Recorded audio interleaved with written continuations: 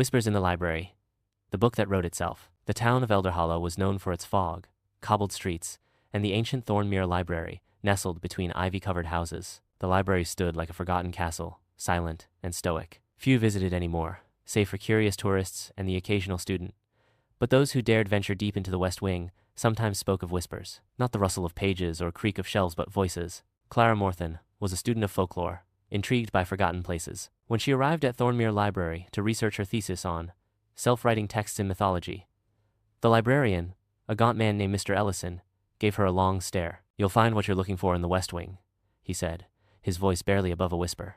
The West Wing was colder, and the air felt denser. Clara wandered past ancient manuscripts and peculiar globes until she stumbled on a narrow corridor lined with dust-caked lanterns. At the very end was a solitary table, upon which lay a leather-bound book. No title, no author, just a quill beside it and a page that was slowly being written upon by no visible hand. Clara froze. Words formed with elegant precision.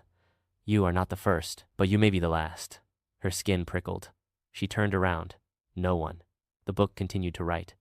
"The stories forgotten find life in ink, but beware some tales wish not to be told." Clara couldn't resist.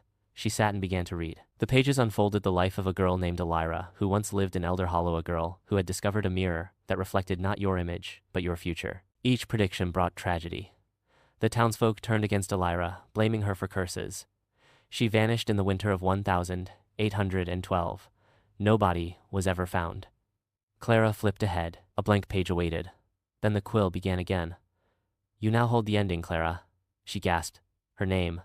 The book was telling her to finish the story. Driven by a mixture of dread and fascination, she wrote, "Elira fled into the woods, heart heavy with grief, and found refuge in the tree's embrace. The mirror she buried deep beneath the roots of the oldest oak. Her spirit lingered, watching, waiting." As Clara penned the last words, a gust of cold wind blew through the corridor. Lanterns flickered.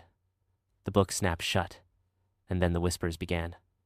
At first, just murmurs. Then voices, clear and layered, as though 100 people spoke at once. "She sees you."